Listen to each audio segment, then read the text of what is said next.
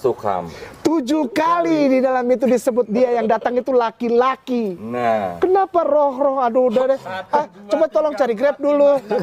Biar nyambung, cari Grab dulu. Begitu kita masuk di sini, to pneuma, tes eliteas.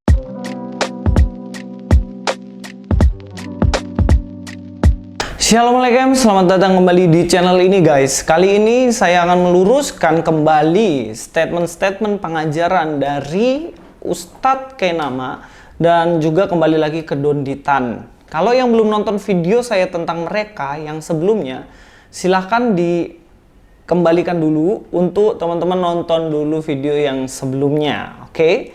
Sampai di sini jika teman-teman sudah nonton, kita akan lanjutkan di mana ada satu poin. Di situ dengan PD-nya Donditan dan juga Ustadz Kenama mengatakan bahwa sang penghibur atau sang penolong atau advokat itu katanya berjenis kelamin laki-laki. Jadi karena laki-laki maka sebenarnya itu bukan untuk Roh Kudus, sedangkan Roh Kudus itu feminim. Dan juga itu sebenarnya ditujukan kepada siapa? Kepada nabinya yang adalah laki-laki. Kemarin saya bilang stop sudah, stop itu lelucon.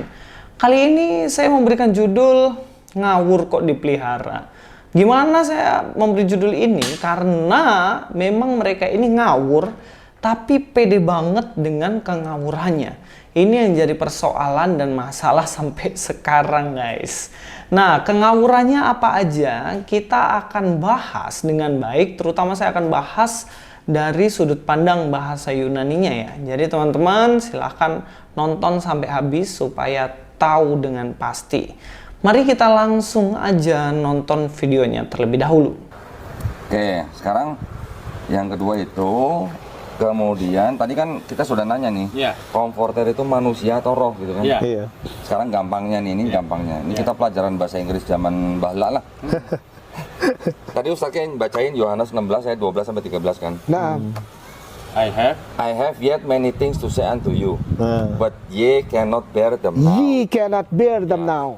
Sekarang yang ayat 13 tolong perhatiin nih. Iya. Howbeit when he. Satu, the spirit of truth is come, he will guide you into all truth. For he shall not speak of himself, but whatsoever he shall hear, that shall he speak, and he will shew you things to come. 7 kali di dalam itu disebut dia yang datang itu laki-laki. Nah, Kenapa roh-roh? Aduh, udah deh. Coba tolong cari Grab dulu. Biar nyambung, cari Grab dulu. Orang-orang Ambon biasa gitu kalau kita aduh Nyong cari Grab dulu, kenapa nggak nyambung? Cari Grab dulu. makanya saya nanya, 7 Ya. kali disebut ya. kalau perspektifnya Kristen, komforter itu Roh Kudus, kenapa pakai he gitu loh? Iya. Emang Roh Kudus laki-laki? Bukan, dia natur. Kalau bahasa aslinya pneuma hogion itu natur. Dia tidak ada. Oke, baik. Dari statementnya, dia menarik kesimpulan karena di ayat itu ada he sebanyak 7 kali, maka ini sebenarnya diperuntukkan untuk laki-laki sebab memakai kata he. Nah, pemikiran yang demikian ini adalah pemikiran yang sangat-sangat sederhana, yang mana kedokteran liturgia yang dari Israel itu dipertanyakan. So, nggak bisa lah kita tarik kesimpulan dia laki-laki karena kita merujuk ke bahasa Inggrisnya. Kita harus merujuk ke bahasa Yunaninya. Saya akan memberikan pengajaran hari ini untuk ustadz-ustadz ini ya. Ya, saya nguliain dokter ini supaya mereka paham dengan baik bagaimana sebenarnya harusnya menafsir Alkitab yang benar. Tapi sebelum masuk kepada bahas ayatnya, saya akan masuk kepada aturan-aturan bahasa Yunani yang kita harus ketahui. Dalam bahasa Yunani, untuk kita dapat menentukan jenis kelamin sebuah kata benda, kita harus mengerti dahulu kata sandangnya. Kata sandang. Nah, kita harus tahu dulu kata sandang ini sehingga kita akan menentukan dia itu maskulin, feminim, atau sebenarnya neuter. Bukan natur ya. Natur yang disampaikan Ustadz Kenama bukan, tapi neuter atau netral lah gampangnya.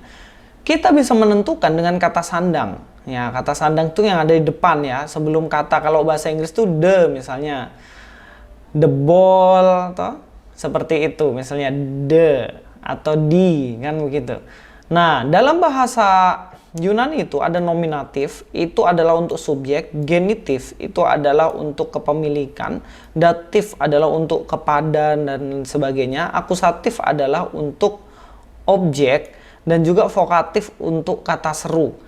Jadi ini kita harus tahu dulu dasarnya. Kemudian kita masuk kepada kata sandang. Maskulin selalu kata sandang di depannya itu pakai ho. Maskulin. Bisa pakai tou jika genitif, jika datif pakai to, dan kemudian jika akusatif pakai ton, dan vokatif pakai o. Nah, ini sama. Di sini juga pakai o. Perbedaannya adalah jika akusatif, netral itu akan pakai to. To. Kemudian ini juga pakai to, tetapi dia tulisannya berbeda. Genitif pakai to sama. Tapi jika nominatif dia pakai to. To nih, sama dengan akusatif. Ini perbedaannya. Jika maskulin pakai ho, kemudian netral atau neuter akan pakai to. Dan kemudian jika dia feminim dia pakai he. Pakai he. Nih, teman-teman sudah bisa melihat kan perbedaannya. Saya akan menghapus dulu sejenak. Saya hapus semuanya. Perbedaannya adalah terletak di mana? Terletak di kata sandangnya. Sekali lagi saya katakan, terletak di kata sandang. Maskulin pakai ho, feminim pakai he, dan juga netral akan pakai to. Dan juga begitu pun juga dengan jamak, itu akan berbeda. Jika jamak, nominatif itu pakai oi, kemudian feminim pakai ai, dan netral, neuter akan pakai ta. Dari perbedaan ini kita sudah jelaskan, yang mana nanti kita akan melihat bahwa itu adalah maskulin, feminim, dan juga itu neuter. Kalau kita tahu aturan ini, maka kita nggak akan dengan sembrono, dengan ngawur, dan dengan pedenya bilang bahwa di dalam kitab Kisah Para Rasul, ayat yang ke-13 itu adalah berbicara untuk jenis kelamin laki-laki. Itu terlalu sederhana dan ngawur. Saya harap Ustadz Kenama Donditan jangan dipelihara ngawurnya, belajar dulu mengenai aturan-aturan bahasa Yunani. Sekarang kita masuk ke dalam ayatnya, guys. Ayat yang dipakai oleh Donditan beserta Ustadz Kenama adalah dalam Yohanes 16 ayat 13. Dikatakan howbeit when he yang pertama, the spirit of truth is come, he lagi, he will guide you into all truth. For he lagi, sudah berapa he-nya? 3. Shall not speak of himself. 4.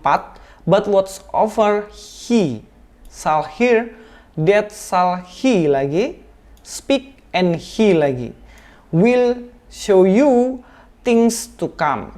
Jadi he-nya di sini menurut mereka ada 7. 1, 2, 3, 4, 5, 6, 7. Dari ketujuh he ini maka mereka menyimpulkan bahwa ini adalah untuk laki-laki. Oke, sekarang kita akan masuk ke dalam bahasa Yunaninya seperti aturan yang saya sudah sampaikan. Di sini berbicara tentang the spirit of truth. Roh kebenaran itu, atau yang kita lihat bahwa ini adalah tentang he di sini. He ini siapa sebenarnya? Kalau kita lihat dalam Yohanes 16 ayat 13 katakan otan dlt ekenos, sampai di sini belum ada kata sandang. Tapi begitu kita masuk di sini, to pneuma. To pneuma, tes eliteas. Nah, kenapa dia pakai tes aliteas? Ya karena aliteas ini sendiri dia adalah feminim. Tetapi pneuma di sini kita lihat memakai kata to. Seperti yang saya sudah sampaikan tadi, to itu untuk apa sih? To itu digunakan untuk netral. Roh kebenaran itu berarti netral, teman-teman. Dia bukan maskulin. Kalau maskulin dia pasti pakai ho. Tetapi di sini memakai kata to. The spirit of truth is come.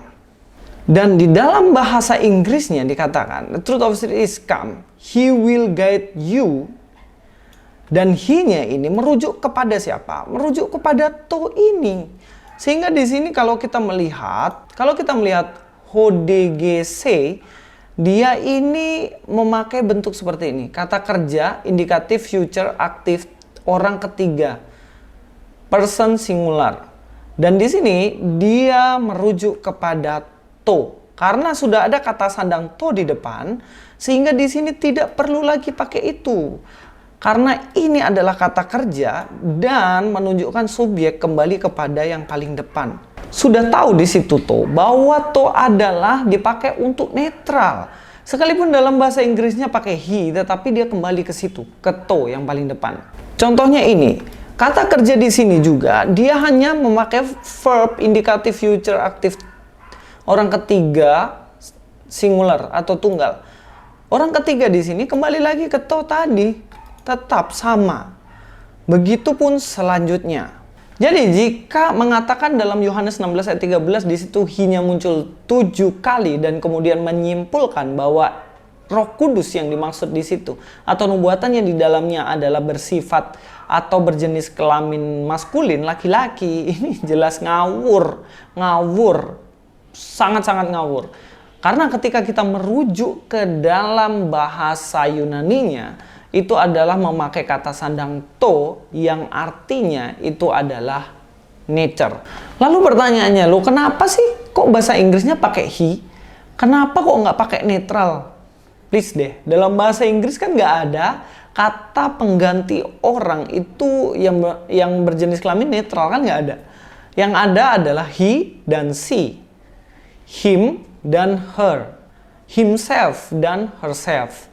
Nggak ada netral. Makanya dalam penerjemahannya dia memakai kata he. Gitu loh mas bro yang lagi ngumpul. Tapi ngomong-ngomong, saya mau dengar ngaji cerdas ngomong deh. Sepertinya beliau plonga-plongo nggak ngerti masalah ini ya. Iya dong, sekalipun judul channelnya ngaji cerdas kan dia nggak mengkaji baik-baik hal-hal seperti ini. Kalau saya yang duduk di situ, saya akan protes mereka itu.